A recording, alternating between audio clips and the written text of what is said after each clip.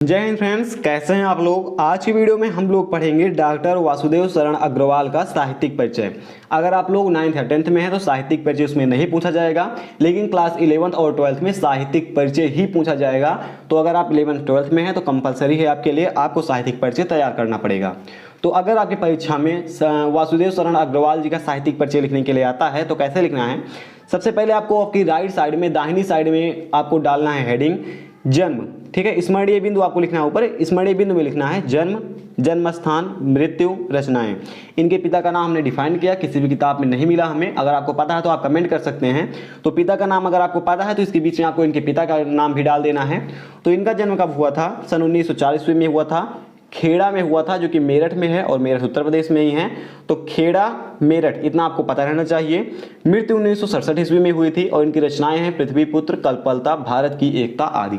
3 रचनाएं ऊपर लिखी हैं, इतना आपको कम से कम लिखना पड़ेगा। 2 रचनाएं कम से कम लिखनी है और जन्म, जन्म स्थान, मृत्यु, रचनाएं, ये 4 चीजें पता रहनी चाहिए, कंपलसरी है स्मरणीय बिंदु में। पिता का नाम आपको पता है तो आप लिख सकते हैं। इसके बाद देखिए साहित्यिक परिचय कैसे लिखना है। अगर आपने इतना लिख लिया है 3-4 चीज जो है, तो मान चलिए इससे आपका बहुत मतलब नहीं रहता है। कुछ रचनाएं अगर आपको और याद हैं तो इसको आप सारांश, अगर आप इसकी समरी भी तैयार कर लेते हैं तो इससे आपका काम चल जाएगा। एकदम आपको वर्ड वाइज वर्ड नहीं तैयार करना है, समय तैयार करनी है कि इनके साहित्य के, जो इनका साहित्य में परिचय है, साहित्य में इनका कैसा अनुभव रहा, क्या किया, कैसे किया और कब किया, यही सब आपको इसमें लिखना होता है, ना कि इसमें जीवन परिचय लिखना होता है। तो साहित्य में देखिए योगदान इनका कैसा था। तो डॉक्टर वासुदेव शरण अग्रवाल पाली, संस्कृत और अंग्रेजी भाषाओं के ज्ञाता थे। इन्होंने इन भाषाओं के साहित्य का गहन अध्ययन किया। इन्होंने कई ग्रंथों का संपादन एवं कई ग्रंथों पर शोध कार्य किए। इन्होंने जायसी के पद्मावत की संजीवनी व्याख्या एवं बाण भट्ट के हर्ष चरित्र का सांस्कृतिक अध्ययन प्रस्तुत करके हिंदी साहित्य को गौरवान्वित कर दिया। ठीक है, गौरवान्वित कर दिया। उसके बाद क्या किया इन्होंने प्राचीन महापुरुषों जैसे श्री कृष्ण, वाल्मीकि, मनु आदि का आधुनिक दृष्टिकोण से चरित्र चित्रण प्रस्तुत करके हिंदी साहित्य की अपूर्व सेवा की। ठीक है, इतना आपने पढ़ लिया। अब इसमें आप देखेंगे कि ये जो साहित्य के बारे में है ये कहना क्या चाहते हैं, यानी कि किया क्या इन्होंने। तो सबसे पहला काम, इन्होंने कई सारी भाषाओं में, पाली, संस्कृत, हिंदी, अंग्रेजी, कई सारी भाषाओं का इनको ज्ञान था, जिसमें इन्होंने साहित्य का अध्ययन किया और उसी के हिसाब से हिंदी में इनका योगदान बढ़ा। जैसे आप किसी एक काम को कर रहे हैं और उसी के अराउंड, जैसे मान लीजिए क्या कहते हैं, आप पढ़ाई कर रहे हैं हिंदी की क्लास 10th में, लेकिन अगर आप उसी के अराउंड 9th की और 11th की भी पढ़ लेते हैं हिंदी, तो आपका 10th में जो है फोकस और बढ़ जाता है। तो जैसे इनको क्या करना था, हिंदी में रचनाएं करनी थी, लेकिन जब इन्होंने पाली और संस्कृत, अंग्रेजी तीनों भाषाओं के क्या कहते हैं साहित्यों को पढ़ लिया, तो हिंदी में जो है इन तीनों का मिक्स देने में समर्थ रहे। यानी कि कई भाषाओं का इनको ज्ञान था और इनको अध्ययन भी था, कैसे पढ़ते हैं सब इनको पता था।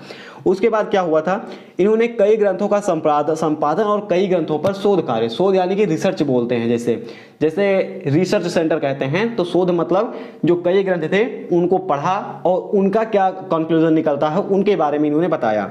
तीसरा काम क्या किया इन्होंने, जायसी के पद्मावत जो रचना है उसकी व्याख्या की और बाण भट्ट का कोई रचना है हर्ष चरित्र, उसकी इन्होंने व्याख्या की। और इन दोनों की, इसकी क्या की, संजीवनी व्याख्या की और इसकी सांस्कृतिक व्याख्या की। तो इन दोनों की व्याख्या करने से, जो कभी पहले हिंदी साहित्य में किसी ने नहीं किया था, तो इन्होंने नया नया किया, जिससे जो है हिंदी साहित्य इनके योगदान से गौरवान्वित महसूस कर रहा था। उसके बाद इन्होंने क्या किया, श्री कृष्ण, वाल्मीकि, मनु आदि के जो चरित्र चित्रण है उसको आधुनिक दृष्टिकोण से किया, यानी कि मॉडर्न तरीके से, जिससे लोगों को ज़्यादा समझ में आए। तो अगर आप इसको देखेंगे 4-5 चीज़ों को, तो इन्होंने साहित्य में बहुत बड़ा योगदान दिया। और इन 5 चीज़ों को अगर आप ध्यान में रख कर लेंगे तो 80 शब्द लिखने के लिए आता है आपकी बोर्ड परीक्षा में 11th और 12th में। तो 80 शब्द आप आसानी से लिख देंगे। पहला क्या, कई भाषाओं का ज्ञान था। दूसरा क्या, इन्होंने कई ग्रंथों की रचना की। तीसरा, कई ग्रंथों का अध्ययन किया और कई ग्रंथों पर शोध कार्य किए। चौथा, इन्होंने पद्मावत, जायसी की पद्मावत और बाण भट्ट के हर्षचरित्र की संजीवनी व्याख्या की थी और इसकी सांस्कृतिक व्याख्या की थी। ये चौथा चीज। इसके बाद नेक्स्ट क्या है कि इन्होंने कई महापुरुषों के चरित्र चित्रण किया किसमें, मॉडर्न तरीके से। तो ये 4-5 चीजें थी, इनको आपको याद रखना है। इसके बाद लास्ट चीज, आपको कुछ रचनाएं लिखनी है। रचनाएं कैसे लिखनी है वो आप देखिएगा। तो रचनाएं देखिए, आपको हेडिंग डालना है यहाँ पर ऊपर आपको लिखना है रचनाएं के बाद इस लाइन में आपको लिखना है कि इन्होंने कई रचनाएं की हैं जो कि निम्नलिखित हैं। ठीक है, इस तरह से लिखना है। उसके बाद क्या करना है आपको, जितनी रचनाएं आपको आती हैं, जितनी रचनाएं आपको याद हैं, सारी रचनाओं को आपको लिख देना है। ठीक है, ध्यान रहे आपको यहाँ पर 2 या 3 नहीं लिखनी है, कम से कम इधर आपको 4 लिखनी है।